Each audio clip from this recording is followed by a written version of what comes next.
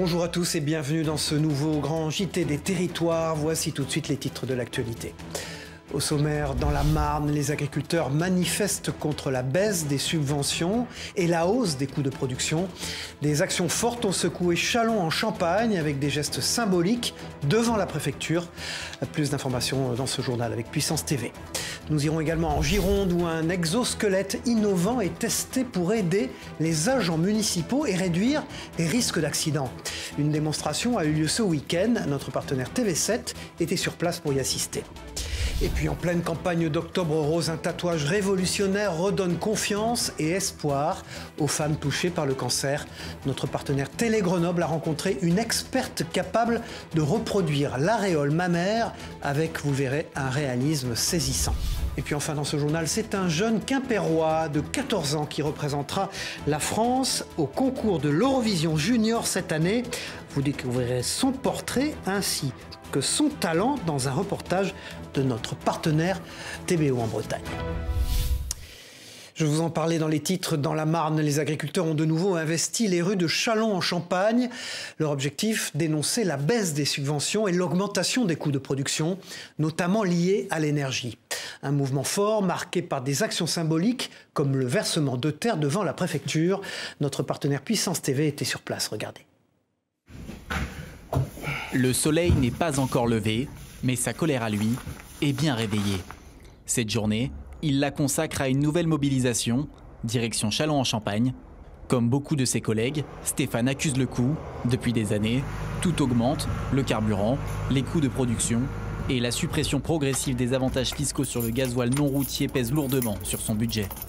Pour lui, cette taxation est incompréhensible, surtout avec les normes de plus en plus strictes sur l'utilisation des pesticides qui compliquent davantage son travail au quotidien. C'est vrai que l'hiver dernier, on est sorti dans la rue. On a obtenu certaines choses, des avancées fiscales, la jachère. Mais une chose qui avait été promise par le gouvernement, c'est de la simplification administrative. Chose qu'aujourd'hui, on ne voit pas venir. Et au contraire, on nous en rajoute. Les éleveurs n'en peuvent plus. On leur demande toujours plus et gagner toujours moins. Donc à un moment, ça ne peut plus aller.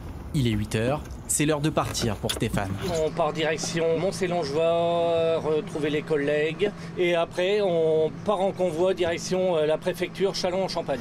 Plus de 150 agriculteurs et 30 tracteurs étaient présents dès 10 h à Châlons en Champagne. Après un discours du président de la FNSEA, les manifestants ont versé de la terre devant la préfecture de la Marne, synonyme de mécontentement. Une discussion a ensuite eu lieu avec le préfet. En Martinique, le couvre-feu frappe les professionnels de la nuit. Instauré le 10 octobre suite aux révoltes liées à la vie chère, il devait durer quelques jours, mais a été prolongé jusqu'au 21 octobre. Cette situation fragilise davantage les commerces et les activités nocturnes déjà touchées par l'insécurité ambiante. Reportage signé Diana François Eudoxie pour notre partenaire Via ATV sur place. Depuis la mise en place du couvre-feu, dans ce restaurant, le nombre de couverts se compte sur les doigts d'une main. Un coup dur pour ce restaurant, déjà fragilisé depuis quelques semaines. La dernière fois qu'on a eu cette impression de désert, c'était pendant le Covid. Donc là, on a encore ce mauvais sentiment de désert. Mais depuis le début du conflit, depuis mi-septembre, on est effectivement très impacté par le peu d'activité et le couvre-feu, c'est vraiment le coup de semence qui fait que les gens préfèrent rester chez eux parce que c'est trop tard pour sortir et aussi par sécurité. Ici, depuis la mise en place du couvre-feu, chaque soir, les portes restent fermées. Un coup de massue pour le manager de ce restaurant-bar qui affiche une perte de 80% de son chiffre d'affaires depuis 3 semaines. C'est une véritable catastrophe parce qu'il y a la partie couvre-feu où évidemment on a été obligé de fermer. On n'a même pas essayé d'ouvrir jusqu'à 20h30, c'était juste pas possible. Mais c'est bien en amont aussi où on a vraiment perdu 80% du chiffre d'affaires. Juste parce qu'il y avait des exactions, des barrages sur Sainte-Thérèse, ou en tout cas dans la périphérie de Fort-de-France. Dans ce restaurant festif, cet événement ont dû être annulés. Cette nouvelle structure craint de ne pas pouvoir atteindre ses objectifs d'ici la fin de l'année. On avait un mariage samedi et on avait un anniversaire de DJ Killers qui était chez nous dimanche, que pareil, ça a été annulé. Bon, après, c'est normal, je veux dire, par rapport au contexte, mais ça nous met un petit peu dans des difficultés très importantes par rapport à notre objectif de fin d'année avec un restaurant ouvert, ça fait à peine 1 an. Restaurateurs, professionnels de la nuit et organisateurs de soirées espèrent un retour rapide à la normale. Ils espèrent également que les événements récents n'auront pas d'impact sur la haute saison touristique à venir. Les héros du passé sont aujourd'hui honorés. Les GI sont de retour à Bruyères dans les Vosges pour célébrer les 80 ans de la Libération. La commune a rendu hommage au 442e régiment d'infanterie américain, unité unique de soldats d'origine japonaise, les Nisei, qui ont libéré la ville en octobre 1944. Une commémoration pleine d'émotions couverte par notre partenaire Vosges Télévisions. Regardez. On aurait pu croire les GIs de retour à Bruyères. La commune a vécu une histoire singulière en octobre 1944. Elle doit en effet sa liberté au 442e régiment d'infanterie composé de Nisei, des soldats américains d'origine japonaise de l'archipel d'Hawaï. Les enfants ont donc entonné 3 hymnes, français, américain et celui de l'État figurant la 50e étoile du drapeau des États-Unis. La cérémonie s'est poursuivie sur les hauts de Bruyères devant le mémorial, en hommage à ces soldats venus du bout du monde qui s'étaient engagés pour reconquérir leur honneur. Le 442e RCT a été créé sur les îles Hawaï en 1942, après Pearl Harbor, donc ils ont été considérés comme des traîtres. Et pour montrer qu'ils n'étaient pas traîtres vis-à-vis de l'Amérique, ils sont enrôlés dans l'armée américaine. Les Américains auront vécu l'enfer face aux Allemands, 10 jours d'âpres combats depuis les collines. Mais la bataille de Bruyères et Bifontaine, ce sera aussi, sur ordre de Roosevelt, le sauvetage du bataillon perdu. Il faut savoir que c'était le premier bataillon de l'armée américaine de Fort Alamo où David Crockett avait servi. Donc pour les États-Unis, c'était impossible de perdre ce bataillon. Et sous le regard ému de leur famille, une clairière du souvenir enfin a été inaugurée qui scelle l'amitié qui existait entre le vétéran Sandy Hawk et l'élu local Gérard Deschazeaux, artisan du jumelage de Bruyères avec Honolulu. En 1959, nous sommes venus à Bruyères pour la première fois. Mon père voulait montrer à toute la famille là où il avait combattu et renouer avec son passé. Sur 2500 soldats Nisei venus en Europe, seuls 500 retrouveront leur mère patrie américaine. Bruyères ne les oublie pas. Alors que 200 000 personnes parlent breton en France aujourd'hui, Nantes s'impose comme un phare de cette langue. C'est un tournant historique, plus de 1000 élèves et étudiants apprennent le breton dans l'Académie de Nantes cette année. Une hausse de 20% depuis 2020, que ce soit en cursus bilingue ou à l'école d'Iwan, l'engouement pour la langue bretonne est au rendez-vous. Regardez ce reportage de notre partenaire Télé Nantes. Dans cette classe de CP-CE1, la moitié de l'enseignement se fait en breton. Ce jour-là, c'est cours de mathématiques. Ce sont des enfants qui sont dans un bain linguistique depuis la maternelle, donc ils comprennent le breton. Ils produisent à l'oral. Là, le travail de cette année avec les CP, ça va être aussi de produire à l'écrit. Au Marsaudry, 169 élèves sont inscrits cette année en classe bilingue, de la petite section au CM2. C'est la plus grande école à filière britophone de toute la Bretagne historique. Les demandes d'inscription sont en hausse de 20% depuis 2020. Des familles à la recherche d'une diversité linguistique qui deviendra un atout pour leurs enfants. Avec 155 élèves, l'école d'Iwan fait aussi le plein de petits britophones. Ici, l'enseignement du breton se fait en immersion totale. Bonjour, peux se mettre vraiment? Ok. Le breton, j'aime bien ça, c'est une langue moins connue. J'aime bien cette idée d'apprendre une langue pas connue par les gens et de la faire découvrir. Comme cette langue était un peu disparue, les écoles bretonnes, ça nous permet de les faire renaître. Un développement dont se félicite la ville de Nantes, moteur sur la question depuis 2020, avec la nomination d'un adjoint en charge des enjeux bretons. La hausse des effectifs a une explication historique selon lui. La Cité des Ducs de Bretagne n'appartient pas à la région administrative intitulée Région Bretagne. Donc ce paradoxe a des conséquences. C'est notamment une forte envie de Bretagne, mais notamment une forte envie de langue bretonne. Tout ça associé à un fort volontarisme de la ville de Nantes, ça se traduit par une forte augmentation des effectifs. Pour structurer cet essor, la ville a demandé un conventionnement avec l'État dès 2022. Elle attend toujours sa réponse. Sachez qu'en France, le cancer du sein touche une femme sur 8, un chiffre effarant qui amène certaines d'entre elles à se faire tatouer pour retrouver leur aréole mammaire. Une solution encore méconnue mais déjà révolutionnaire. Solène Petitjean, experte en la matière, redonne espoir à des femmes en quête de reconstruction après des années de combat contre le cancer. Regardez ce sujet de Télé Grenoble. Quelques points de couleur pour un point final, celui d'un chapitre souvent long, toujours douloureux. Doucement, le dégradé de nuances efface la dégradation de la maladie. En retrouvant son dessin, le sein rend son destin à la patiente. C'est le point final du combat. Et c'est aussi crucial pour retrouver confiance en soi et se reconstruire de manière véritablement complète. Se reconstruire, se réparer avec le tatouage. La dermopigmentation corrective reste une technique peu connue. Un travail minutieux pour lequel Solène s'est formée pendant 2 années aux côtés d'une amie spécialiste. Elle m'a formée au dessin, à la colorimétrie, au jeu d'ombre. On travaille beaucoup avec un mélange des encres. Et on va travailler les ombrages, les reliefs pour donner un effet 3D. On va aller jusqu'à travailler les tubercules, recréer les grains de beauté. En laissant une empreinte très douce, c'est ce qui a motivé Céline à pousser la porte de Label Repair. Après 7 mois de chimiothérapie, 3 ans de lutte, elle veut tourner la page entre femmes et ne plus être une patiente. L'option tatouage est une super solution pour ça parce qu'on est moins dans le domaine médical. On l'a tellement été en étant patiente qu'on a envie après d'en sortir au plus vite.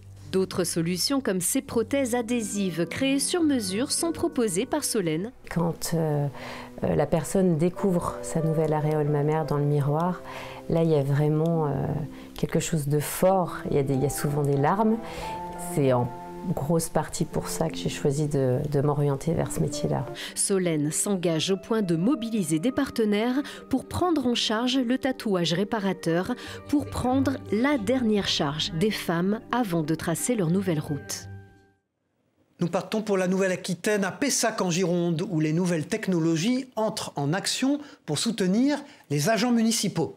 Depuis mi-octobre, le service des sports teste un exosquelette innovant qui vise à réduire les troubles musculo-squelettiques et à diminuer les risques d'accidents au travail. Une démonstration impressionnante a eu lieu à la salle Omnisport de Belgrave. Reportage signé Juliette Huard pour notre partenaire TV7, la chaîne du groupe Sud-Ouest.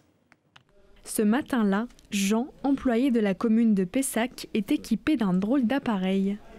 Il s'agit d'un exosquelette destiné à le soulager alors qu'il soulève d'importantes charges. On le met comme un gilet au niveau des épaules, des cuisses, mais c'est au niveau du dos qu'on est protégé. Tous les week-ends, l'agent municipal s'affaire au montage des tribunes de la salle Omnisport de Belgrave. Une tâche pénible qui consiste à poser une dizaine de plaques métalliques au sol pour un total de 756 kg. Pendant 2 semaines, un exosquelette non motorisé est donc expérimenté et mis à disposition de ces travailleurs. L'exosquelette, en fait, il est fait pour justement, au niveau du poids, quand on porte les plaques, pour pas trop se blesser justement, pour pas que la charge, on la sente trop. En réduisant le risque de blessure, cet outil futuriste lourd de 2 kg contribue à une meilleure qualité de vie au travail. Une priorité pour la ville de Pessac. L'idée est venue de pouvoir permettre, dans le cadre d'un projet justement sur la qualité de vie au travail, de réduire à la fois, d'avoir comme ambition de réduire les accidents du travail, mais également de pouvoir éviter et soulager et prévenir les troubles musculo-squelettiques chez nos agents. Après la phase de test, l'idée est de faire adhérer les agents municipaux à ces nouveaux appareils. Nous allons continuer à analyser, à voir avec les agents qui sont volontaires, comment on peut améliorer, comment on peut aussi faire en sorte qu'ils soient vraiment bien adaptés et complètement adoptés et apprivoisés par nos agents pour que ceux-ci, à la limite, ne puissent plus s'en passer à partir du moment où ils ont ces ports de charge à effectuer. Si les exosquelettes sont de plus en plus utilisés au travail, ils sont aussi porteurs d'espoir pour les personnes en fauteuil roulant. Et puis plus au sud, le Tour de Corse bat son plein avec près de 400 inscrits et la participation notable de pilotes célèbres comme le néerlandais Jos Verstappen. L'édition 2024 va prendre donc une envergure mondiale car cette fois-ci l'événement est nominé aux International Historic Motoring Awards, une cérémonie londonienne qui récompense les organisations marquantes de l'année dans le monde des voitures de collection. Sur place, l'émotion était pourtant palpable car l'année dernière, un accident dramatique avait endeuillé cette course. On écoute tout de suite Jos Verstappen au micro de notre partenaire Télépaysé.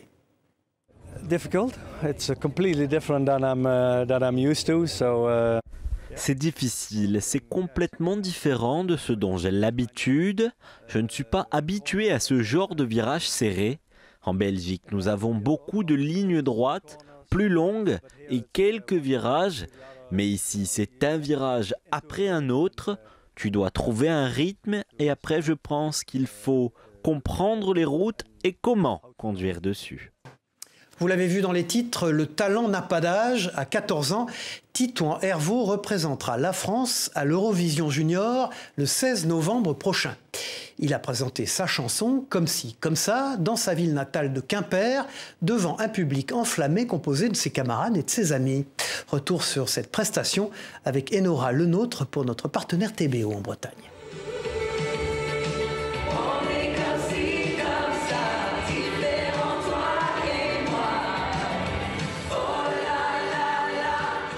L'ambiance était festive à la mairie de Quimper. Titouan est venu interpréter son titre « Comme ci, comme ça » qu'il chantera dans un mois sur la scène de l'Eurovision Junior.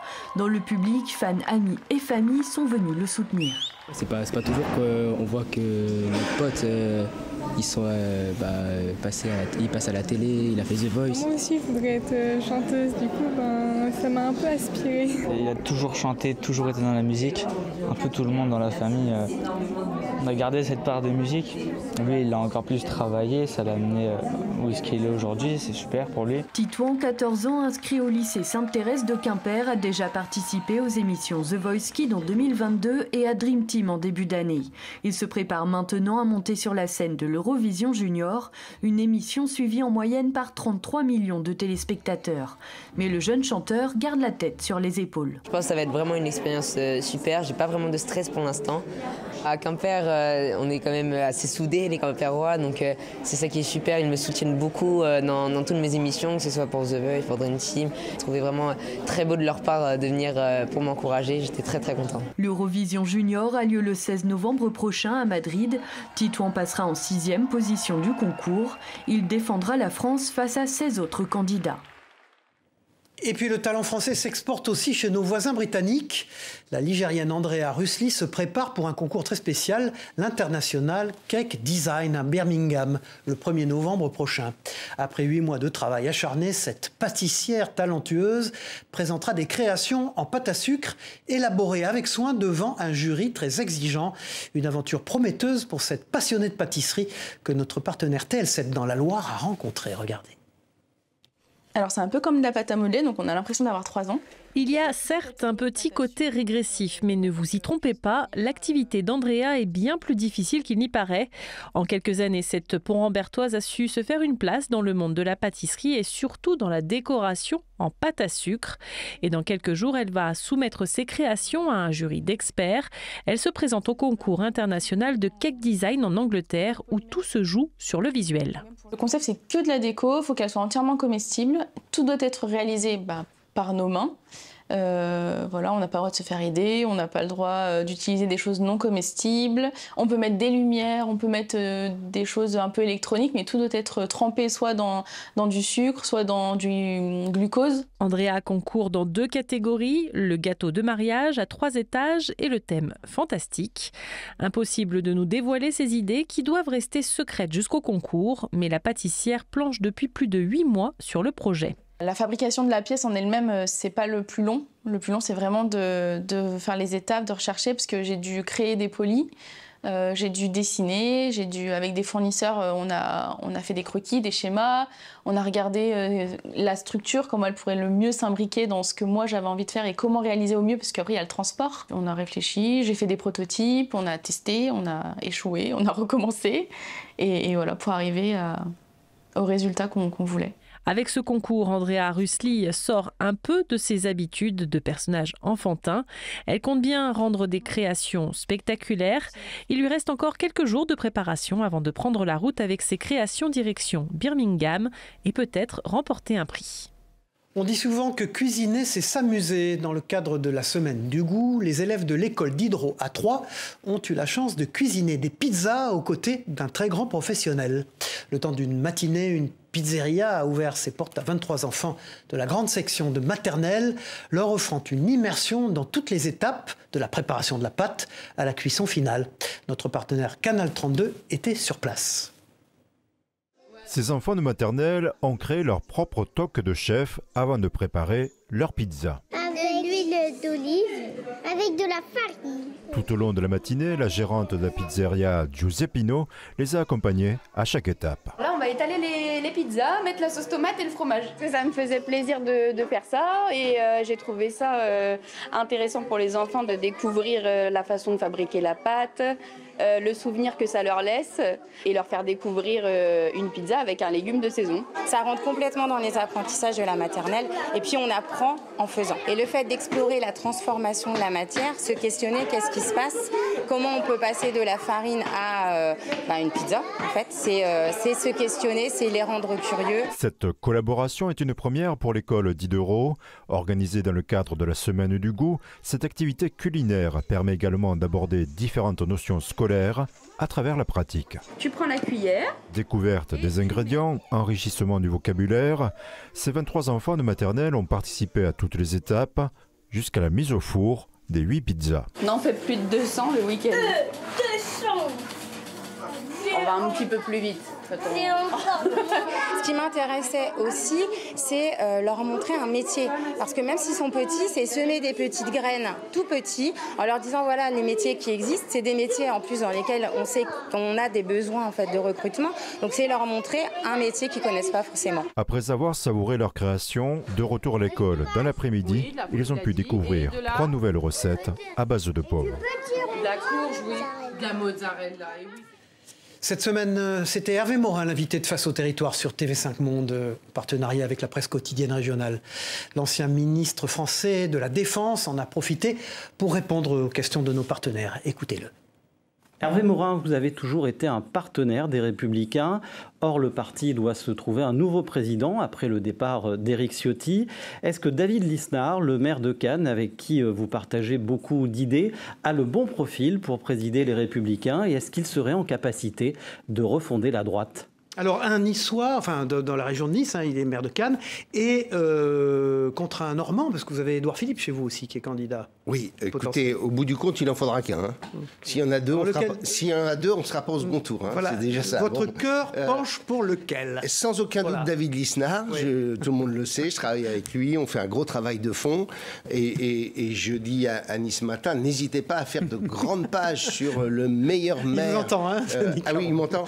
Le meilleur maire des Alpes-Maritimes, il a de la culture, du fond, de la profondeur. Dites donc, je vous ai jamais entendu si laudateur pour personne. Eh bien, écoutez, moi, j'ai été en charge du projet à l'UDF quand j'étais dans mon jeune temps. Vous pourriez être ministre de David Lisnard dans un gouvernement Lisnard. C'est pas mon débat. Mais les hommes politiques qui travaillent sur le fond sont pas si nombreux. Il en fait partie et il a une vraie réflexion et un vrai projet de transformation pour le pays. Saviez-vous que les Français consommaient 2 fois plus de viande que la moyenne mondiale? Les Limousins ne dérogent pas à cette règle.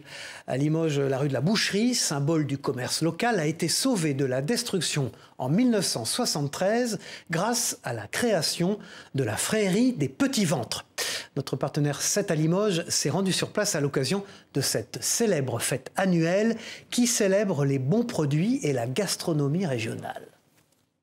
Aujourd'hui, la 50e édition se conforme à l'usage. C'est la gastronomie des bons vivants du Limousin, avec quelques règles pour sauvegarder la tradition. On se bagarre pour maintenir justement, pour éviter qu'on nous apporte des merguez, les burgers limousins, on fait enlever tout ça, on fait passer le message.